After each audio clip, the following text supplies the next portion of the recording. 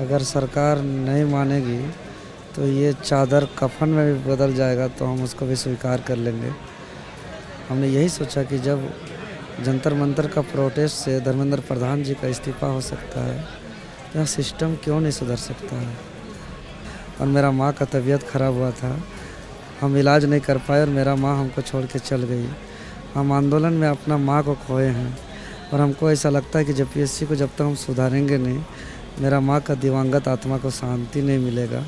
हम तो ऐसे ही गुजर रहे थे तो प्रयास किए मिलने का, हम उम्मीद नहीं किए थे भेंट होगी। तो उन्होंने अपने भावनात्मक बातों में, उनकी आंख में आंसू भी था, हमको गले लगाते हुए हाँ हेमंत जी, गले लगाते हुए एक भावनात्मक शब्दों में आंख में आंसू भर के कहा था कि देवेंद्र, तुम कोई नेता नहीं हो, तुम एक आंदोलनकारी हो, तुमको हम आंदोलन से जानते हैं और तुम पे हम अपना पिताजी का रूप देखते हैं। तो हम आपका चैनल से कहते हैं हेमंत सोरेन जी को कि यदि उस दिन का आँख का आंसू में अगर ईमानदारी था, अगर वो आवाज़ आत्मा से थी, तो आप ज़रूर हमसे आइए और हमारा सारे मांग को पूरा करिए। नमस्कार, आपके साथ मैं हूं साक्षी जोशी। इस वक्त मैं रांची के जयपाल मुंडा स्टेडियम में मौजूद हूं। नज़ारा देखिए एक बार यहाँ पर, जहाँ पर ये सभी छात्र मौजूद हैं, लगातार मांग कर रहे हैं कई तरह की इर्रेगुलरिटीज़ को लेकर। और यहाँ पर जो अनशन जिनको लेकर कहा जा रहा है, देवेंद्र नाथ महतो, जो कि झारखंड के सोनम वांगचुक के रूप में, यहाँ पे सोनम वांगचुक 2.0 के रूप में लगातार अनशन पर यहाँ पर हैं। आज हालांकि ये तो पानी भी नहीं पी रहे थे, लेकिन इन्होंने सोनम वांगचुक के कहने पर पानी कम से कम पिया है। देवेंद्र जी, मैं जानती हूँ आपके लिए मुश्किल होगी थोड़ी बात करनी, लेकिन अभी आप ठीक महसूस कर रहे हैं? नहीं, परेशानी तो अत्यधिक है। आज जिस तरह की डेवलपमेंट हुई है, उससे थोड़ा सा आपको कुछ आस लगी है कि शायद सरकार माने आप लोगों की बात? सरकार को तो माननी पड़ेगी। अगर सरकार नहीं मानेगी तो ये चादर कफन में भी बदल जाएगा तो हम उसको भी स्वीकार कर लेंगे। क्योंकि जब दिल्ली के जंतर मंतर का प्रोटेस्ट था, वो नीट का एक पेपर लीक का मामला था। यहाँ 26 सालों से हर एक एग्ज़ाम पे पेपर लीक हो रहा है। मतलब झारखंड एक स्टेट नहीं बल्कि प्रयोगशाला बन गया। तो इसीलिए हम लोग इस बार निर्णायक लड़ाई लड़ने वाले हैं। आपको जब जंतर मंतर पर जब हुआ, उससे आपको लगा कि उम्मीद जगी कि जब जंतर मंतर पर इतना आक्रोश हो सकता है, देश की इतनी स्ट्रॉन्ग सरकार झुक सकती है, तो फिर ये झारखंड में ऐसा क्यों नहीं हो सकता? जी बिल्कुल। और हम सोनम वांगचुक सर को ही मोटिवेशनल पर्सन मानते हुए हमने यही सोचा कि जब जंतर मंतर का प्रोटेस्ट से धर्मेंद्र प्रधान जी का इस्तीफा हो सकता है, तो यह सिस्टम क्यों नहीं सुधर सकता है। और हम अन्न और जल दोनों का त्याग किए। तो आज सोनम वांगचुक सर के ही रिक्वेस्ट पर जल ग्रहण करना शुरू किए हैं, लेकिन अन्न अभी भी मेरा त्याग है और मेरा हंगर स्ट्राइक कंटिन्यू है। पर आपने जल क्यों त्यागा? बड़ा मुश्किल हो जाता है उससे तो, कम क्योंकि लड़ाई लंबी हो है। देखिए, एक्चुअल में मैडम, हम बहुत दिनों से आंदोलन कर रहे हैं, पिछले 15-20 सालों से। हम लोग का बात कभी सरकार सुना नहीं। यही छठी जेपीएससी का ही, जेपीएससी में जब 6th जेपीएससी था, उस टाइम भी इसी टाइप का धांधली हुआ था। उस टाइम भी जांच होती तो अभी जैसा काफ़ी लोगों की गिरफ्तारी होती, लेकिन हम लोग का आवाज़ सरकार सुना नहीं। और हम इसी तरीके से बैठे हुए थे एक तरफ 60 दिन तक। और मेरा माँ का तबीयत ख़राब हुआ था, हम इलाज नहीं कर पाए और मेरा माँ हमको छोड़ के चल गई। हम आंदोलन में अपना माँ को खोए हैं और हमको ऐसा लगता है कि जेपीएससी को जब तक हम सुधारेंगे नहीं, मेरा माँ का दिवंगत आत्मा को शांति नहीं मिलेगा। और तब से जेपीएससी में छोटी भी गड़बड़ी होती है तो हम सबसे पहले सड़क पर उतरते हैं। इस बार भी जब 2 जुलाई को 14th जेपीएससी सिविल सेवा पीटी रिजल्ट आया, गड़बड़ी हुई, तो सबसे पहले हम सड़क पर उतरे। 5 जुलाई से हम प्रोटेस्ट कर रहे हैं, 25 जुलाई से हम दीवार रात्रि सत्याग्रह पर हैं। लेकिन हम सोचे कि फिर सरकार हर बार की तरह लिपापोती न कर दे। हम थका हुआ अवस्था में अपना जल को और अपना अन्न को त्याग कर दिए ताकि सरकार पर ज़्यादा दबाव पड़े। लेकिन सोनम वांगचुक सर फ़ोन करके बोले कि जब दिल्ली जंतर मंतर का भूख हड़ताल में मैं भी जल पीता था, गांधी जी भी अपने भूख हड़ताल पर जल लेते थे, जल नहीं लेना आत्महत्या है। तो आप अच्छे काम कर रहे हैं, आपके काम को हम समर्थन करते हैं, हम सपोर्ट करते हैं, आप प्लीज़ जल को लीजिए। तो मैंने कुछ शर्त रखा है उनसे, तभी मैं जल लिया हूँ। सोनम जी को मैंने सब शर्त रखा है कि जिस प्रकार आप स्टूडेंट के साथ नीट पेपर लीक मामले पर थे, आप हमें कमिटमेंट करिए, आप भी हमारे साथ झारखंड के स्टूडेंट को न्याय नहीं मिलता है तब तक आप हमारे साथ रहेंगे। तो उन्होंने वचन दिया है कि हम हमेशा आशीर्वाद और सहयोग और साथ देंगे। हम उनको आने के लिए भी कहा तो उनका तबीयत अभी भी ख़राब है, अभी 30% रिकवरी हुआ है। कम से कम 50-60% रिकवरी होने पर हम आपके साथ आएंगे बोले हैं। आज आपकी माँ होती तो वो भी तो चिंता कर रही होती आपकी, और बोलती कि आपने पानी क्यों छोड़ा। नहीं, मेरा माँ कभी ऐसा नहीं बोली थी जब तक ज़िंदा थी। मेरा माँ जब अंतिम सांस में जब गिन रही थी तब भी वो अपने आंसू भर के बोल रही थी कि बेटा तुम और हिम्मत से लड़ो। वो कभी हमको अपना मनोबल डाउन नहीं की है। मेरा पिताजी अभी मौजूद है, अभी जस्ट उन फ़ोन आया था तो पहली बार, अभी तक वो हालचाल भी नहीं लिया। सोचिए, नहीं अभी फ़ोन आया था, दोस्त लोग से ही जानकारी लिया। कभी मेरा पिताजी भी मैंने वो सोच लिया, मेरा माता पिता, कि हमारा उम्र पे 1926 में भगत सिंह, सुखदेव, राजगुरु लड़ रहे थे। आज वो हमारे बीच नहीं है। आज भगवान बिरसा मुंडा हमारे बीच नहीं है। आज मुख्यमंत्री के पिताजी दिसुम गुरु भी जीवन भर संघर्ष किए, वो भी हमारे बीच नहीं है। तो आखिर किसी को तो लड़ना पड़ेगा ना। मेरा पिताजी, हम जब भी बहुत बार लाठी खाए हैं, हम दिल्ली तक रेफ़र हुए हैं, तो हमको हमेशा घर वाले हमको बोले हैं कि जान जल जाए ठीक है, लेकिन लड़ाई में पीछे मत हटना। इसी वजह से वो माँ बीमार थी लेकिन उस टाइम बुलाई नहीं। हम प्रोटेस्ट में इसी तरह बेड में पड़ के आंदोलन कर रहे थे, तो मेरा माँ खुद आने नहीं दी और उसका निधन हो गया। तो आंदोलन में हम अपना माँ खोए हैं और हमको ऐसा लगता है कि मेरा माँ का आत्मा को शांति नहीं मिला है। जिस दिन जेपीएससी रिफॉर्म हो जाएगा उस दिन मेरा माँ का दिवंगत आत्मा को भी शांति मिलेगी। आपके मेरा महसूस होता है आत्मा से, और मुझे विश्वास है कि हेमंत सोरेन जी आएंगे, बहुत जल्द आएंगे, क्योंकि कल दिसुम गुरु शिबू सोरेन जी का पुण्यतिथि था। और दशकर्म के एक दिन पहले जब हम नेमरा गए हुए थे, उसका गांव 1-1:30 बज रहा था रात्रि को, प्रशासन का प्रोटोकॉल सब कुछ सो गए थे। तब हम एक प्रशासन कंबल लेकर के अपना कमरा सोने जा रहा था। वो हमको साफ कह दिए थे कि अभी किसी भी हालत में मुलाकात नहीं हो सकती है, सारा प्रोटोकॉल और प्रशासन ख़त्म हो चुका है। एक लाइट लगाने वाला लड़का से हमने मैसेज भेजा था कि बोल दो देवेंद्र नाथ महतो जी मिलने आए हैं। वो लड़का जब मुख्यमंत्री जी को मैसेज पहुंचाया, मुख्यमंत्री जी हवाई चप्पल पर धोती पहन के और सफ़ेद गंजी पहन करके वो बाहर निकले थे। तब हमने ऐसे ही मजाकिया में कहा था कि हेमंत भैया, हम तो ऐसे ही गुजर रहे थे तो प्रयास किए मिलने का, हम उम्मीद नहीं किए थे भेंट होगी।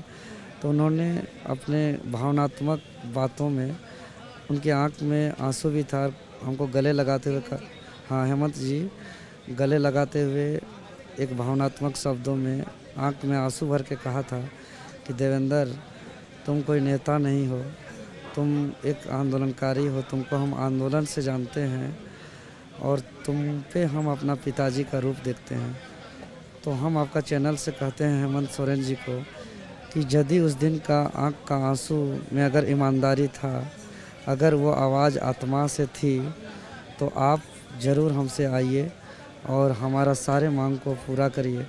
हम झारखंड का हर एक बच्चों को जब तक संतुष्ट नहीं होंगे तब तक हम अपना हंगर स्ट्राइक को नहीं तोड़ेंगे। उस दिन के जो हेमंत सोरेन थे वो एक आंदोलनकारी देवेंद्र से मिल रहे थे, क्योंकि वो आपको आंदोलनकारी मानते थे। आज हो सकता है उन हेमंत सोरेन को लगे कि अब ये एक नेता भी बन जाएंगे और बड़े नेता बन जाएंगे। तो आपको लगता है कि वही आंखों में आंसू और वही भावना आज उनकी होगी आपके प्रति? नहीं देखिए, यहाँ स्टूडेंट ये आवाज़ देवेंद्र नाथ महतो का नहीं आवाज़ नहीं है। हेमंत जी को समझना पड़ेगा, क्योंकि जस्ट 1 साल पहले की बात है। ये आवाज़ देवेंद्र नाथ महतो का नहीं है।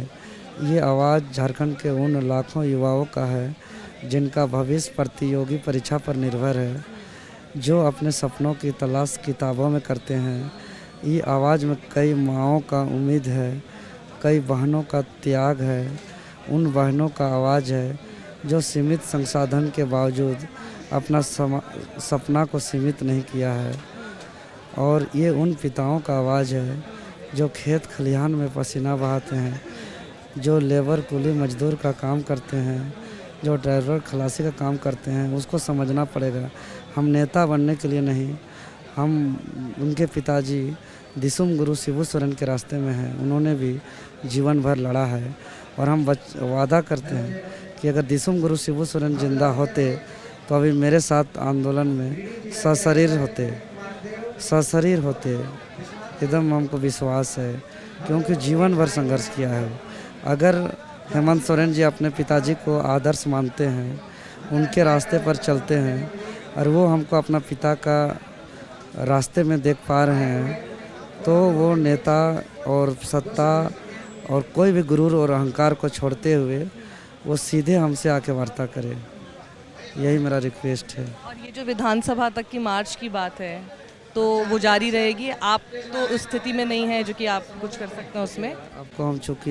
आपको हम तो विशेष धन्यवाद भी देंगे कि हमारे झारखंड के छोटे से प्रदेश का आवाज़ को आप अंतर्राष्ट्रीय पटल पर पहुंचा रहे हैं। देवेंद्र नाथ महतो बहुत जिद्दी लड़का है। हम अपना मुंह से बोले करें, हमको बहुत बार लाठी मारा है पुलिस, हॉस्पिटलाइज हुए हैं। हम रास्ता पे हम कभी रुके नहीं। एक बार का घटना था कि बच्चा रो रहे थे, सबको लगा था कि पुलिस इतना मारा था, हम गिर गए थे, ये मर गया सोच रहा था, लेकिन हम अपना कदम पीछे नहीं हटाए थे। जबकि उस दिन हमको पहले से सूचना था कि हम मार खाएंगे, उसके बावजूद हम इतिहास को गंदा नहीं करेंगे। 10 अगस्त को हम लोग का प्रोटेस्ट है। हम राज्य के और राज्य के बाहर के भी जो युवा सपोर्ट करना चाहते हैं, हम उनसे अपील करेंगे वो आएँ। हम खटिया में सो करके जाएंगे। अगर हम चल नहीं पाएंगे तो जिस प्रकार एक अर्थी को शमशान घाट ले जाया जाता है, उसी प्रकार हम खटिया में रहेंगे, सोए रहेंगे। और हम छात्र हमको एक डेड बॉडी की तरह लेके जाएंगे। क्यों ना मेरा सलाइन चलता रहे, लेकिन हमारा शरीर में जब तक प्राण रहेगा, हम अपना प्रोटेस्ट के लिए हम कहीं भी पीछे नहीं हटेंगे। लेटे हुए जाएंगे, खटिया में लेटे हुए जाएंगे। ज़रूरत पड़ेगा सलाइन भी चलेगा।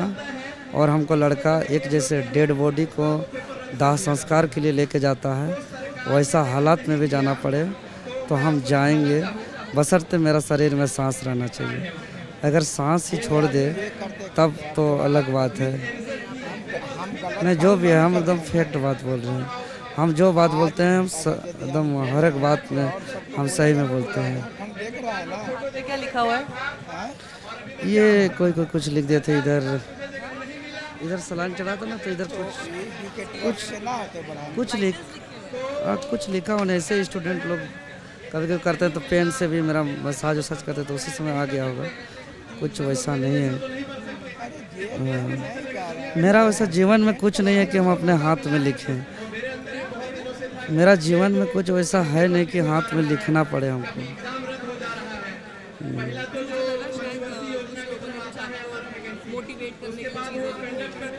नहीं, मोटिवेट करने के लिए एक पोस्टर लगी हुई है, वहाँ लिखते हैं।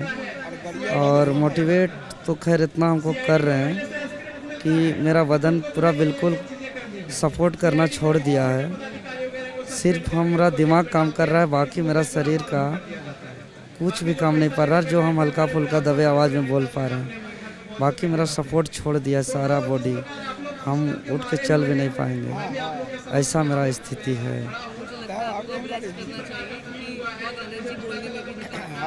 जी बोलते हैं ज़्यादा, लेकिन हम इसलिए हिम्मत जुटाते हैं कि भाई लोगों में एक जागरूक आए कि देवेंद्र महतो 5 जुलाई से लड़ रहा है, 25 जुलाई से सोया नहीं है और 2 अगस्त से खाना पीना कुछ नहीं किया है। वो अगर लड़ रहा है और इस अंतिम स्थिति में भी बोल रहा है तो जो घर में है, जो देख रहे हैं, जो निकल नहीं रहे हैं, वो भी आए, निकलें और इस प्रोटेस्ट का हिस्सा बने। चाहते हैं भी और लोग आए यहाँ पे। हाँ हाँ, इसीलिए हम बोल रहे हैं कि जब हम इतना दर्द झेल सकते हैं, अन्न जल का त्याग कर सकते हैं, सब कुछ कर सकते हैं, तो आप लोग सिर्फ आ करके संख्या बल और जनबल दिखा करके मनोबल बढ़ाइए। और ये मेरा लड़ाई है नहीं, एक्चुअल में ये सबकी लड़ाई है और ये व्यवस्था सुधार की लड़ाई है। इसीलिए हम एक बात पे जंतर मंतर का और यहाँ का प्रोटेस्ट में थोड़ा चेंजिंग किया है। उन लोग वहाँ इस्तीफ़ा मांगा, हम यहाँ सिस्टम सुधार का मांग किए, इसलिए कि यहाँ अरबों आबादी है, कोई एक लोग जाएंगे आएंगे, उससे किसी को कोई अंतर नहीं पड़ेगा अगर सिस्टम पे सुधार नहीं होगा। तो उन लोग शिक्षा मंत्री को हटाया, अपने लोगों को बना दिया, जो काम पहले कर रहा था वही काम अब भी करेंगे। आपके हिसाब से कि जंतर मंतर में कुछ हासिल उस तरह से नहीं हुआ, क्योंकि सिर्फ अगर मंत्री का इस्तीफा ही ले लोगे और उसके बाद वही दूसरा ही आ जाएगा तो सिस्टम में सुधार की गारंटी तो उसमें नहीं हुई, तो उससे अलग है। हाँ नहीं, बहुत अलग है, उससे हम तुलना नहीं कर सकते हैं इस प्रोटेस्ट को। वो एक पेपर लीक का लड़ाई था, यहाँ कई पेपर लीक का लड़ाई है। वो मेडिकल एंट्रेंस एग्ज़ाम का पेपर लीक था, यहाँ नौकरी का है, माने जहाँ बच्चों का भविष्य का प्रवेश द्वार है वहीं दानव बैठा हुआ है, वहीं पेपर लीक हो रहा है, वहीं OMR को घर में कलर किया जा रहा है। तो इससे ये बहुत सेंसिटिव मुद्दा है, उससे बहुत सेंसिटिव मुद्दा है ये प्रोटेस्ट। और इसीलिए हम लोग सिस्टम पे सुधार चाहते हैं, ताकि इस प्रोटेस्ट के बाद गरीब बच्चों का नौकरी लगना शुरू हो। हम इसके लिए सुझाव दिया है गवर्नमेंट को, 2-3 चरणों पे काम करना है। एक चरण रद्द का होगा, जो सीट बेची जा चुकी है, जिस पर सेटिंग हुआ है, कई एग्ज़ाम है जिसमें 14वीं JPSC, JSSC, CGL, FRO, SCF, APO, APP, CDPO, 11 to 13 JPSC, ये सब TDPL एजेंसी जो ब्लैक लिस्टेड है, जो अभी गड़बड़ी कर रही है, यही सब और एग्ज़ाम है। तो ये सारे रद्द का लिस्ट में ये कई एग्ज़ाम है रद्द हो। सेकेंड लिस्ट में कार्रवाई के लिए हमने CBI इंक्वायरी का मांग किया है, और जिसका जिसका नाम आएगा उस पर ED जांच हो और 90 दिनों के अंदर फास्ट ट्रैक में सुनवाई हो, क्योंकि सिर्फ जांच में भी खानापूर्ति होता है। JPSC पर 11 CBI जांच हुआ है, चार्जशीट फाइल भी CBI बाइनम FIR करके वो कोर्ट पे सबमिट भी कर दिया है। लेकिन यहाँ के मैक्सिमम सचिव लेवल के अधिकारी जो पेपर लीक और सेटिंग से जिनका हुआ है, ये CBI जांच से पुष्टि हुई है, लेकिन उन पर कार्रवाई नहीं हो रही है, कोर्ट पे ट्रायल नहीं चल रहा है। ये लोग जांच करके शिथिल अवस्था में फाइल को छोड़ देते हैं। तो मेरा मानना है कि जो जांच होगा उसका माने अंतिम तक आना चाहिए। 50 साल तक जांच चलता है, नौकरी से रिटायर हो जाते हैं, तो 90 दिनों के अंदर जांच होना चाहिए। ये सिस्टम सुधार में पार्ट से। दूसरी पार्ट से कि वो आगे जवाबदेही सुनिश्चित हो, या एजेंसी को हटा देना चाहिए। सारे परीक्षा का सारा प्रक्रिया आयोग ही करे। कार्बन कॉपी अभी एक देता है, जो कैंडिडेट और सेटर दोनों का मिल जाने से हो जाता है। एक कॉपी यहाँ के एक अलग कमीशन होना चाहिए, जो इंडिपेंडेंट हो, इससे अलग हो, जो निगरानी कोई कमेटी हो, उसके पास एक कार्बन कॉपी होना चाहिए, ताकि आयोग और कैंडिडेट मिलके यदि वो सेटिंग करना चाहे तो वो उनसे वो जांच पे पकड़ में आए। अभी क्या चल रहा है आयोग में, अभी ऐसा चल रहा है कि ब्लैक लिस्टेड TDPL एजेंसी को क्वेश्चन प्रिंट का जिम्मेवारी दे दिया, OMR प्रिंट का जिम्मेवारी दे दिया, एग्ज़ाम लेने का जिम्मेवारी दे दिया, कॉपी जांचने का जिम्मेवारी दे दिया, रिजल्ट बनाने का जिम्मेवारी दे दिया। सब जिम्मेवारी को एक एजेंसी को नहीं देना है, अलग अलग काम के लिए अलग अलग जो रेपुटेटेड एजेंसी है उनको देना है, ताकि एक जगह का लूप होल दूसरी जगह पकड़ा जा पकड़ में आए। तक एक आदमी एग्ज़ाम लेगा तो एक आदमी कॉपी जांच करेगा, तो दूसरा एजेंसी उनका रिजल्ट तैयार करेगा। तो सब एजेंसी मैनेज होना थोड़ा मुश्किल होता है। तो ऐसा बहुत सारा मेरे पास आइडिया है, तो हमने गवर्नमेंट को दे दिया है सब। हाँ, दे दिया है। तो वो वार्ता के लिए बुला रहे हैं, तो हमने कहा कि वार्ता अगर होगी तो सबके बीच में होगी, आप आइए यहाँ, आपके बच्चे हैं, आपके स्टेट के बच्चे हैं, और नहीं तो हमारा मांग पत्र आपको भेज दिए हैं, आप सारे मांग हमारा स्वीकार कर लीजिए और हम बच्चों से पूछेंगे, सब संतुष्ट हो गए तब आप ही का सरकार का ताली बजाएंगे। ये बच्चे जो विरोध कर रहे हैं, ये बच्चे तो किसी पार्टी के नहीं हैं, ये किसी के विरोधी नहीं है, ये सिस्टम के मार हैं, ये सिस्टम के पीड़ित बच्चे हैं, ये सिस्टम के शिकार बच्चे हैं। अभी यहाँ मास्क पहन करके कई सरकारी जॉब वाले हमारे पास मिलने आ रहे हैं, कह रहे हैं कि हम लोग भले जॉब में हैं लेकिन हम लोग भी सिस्टम के भुक्तभोगी हैं।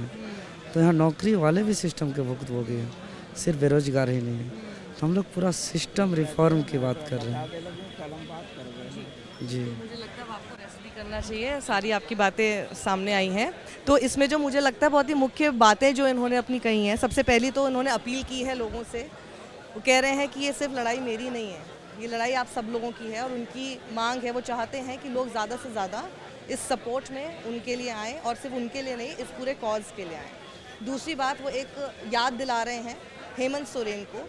एक जिक्र उन्होंने एक वाक्य का किया है, जब एक इंसिडेंट आप देखेंगे इस पूरे वीडियो में, जिसमें उन्होंने बताया कि बहुत ही भावुक हो गए थे हेमंत सोरेन उस समय पे इनसे बात करते हुए, और उन्होंने कहा था कि तुम आंदोलनकारी हो, और उनकी आंखों में आंसू भी थे। और इन्होंने उसी भावना का जिक्र करते हुए कहा है कि हेमंत जी, आपको याद होगा, आज भी आप उसी भावना के साथ आइए और हमारी बात सुनिए और हमारी मांगे मानिए। और तीसरी बहुत बड़ी बात जो इन्होंने कही है, क्योंकि मैं इस वक्त दिल्ली से आ रही हूँ, कई जगह पे जो बहुत सारे आप लोग फुटेज देख रहे हैं, वीडियोस देख रहे हैं, रील्स देख रहे हैं, कई लोगों को समझ में नहीं आ रहा है। उनको लग रहा है कि एग्जैक्टली जैसे जंतर मंतर था, बिल्कुल ये वैसा प्रोटेस्ट है। ये वैसा प्रोटेस्ट कैसे नहीं है, उन्होंने बहुत अच्छे से समझाया।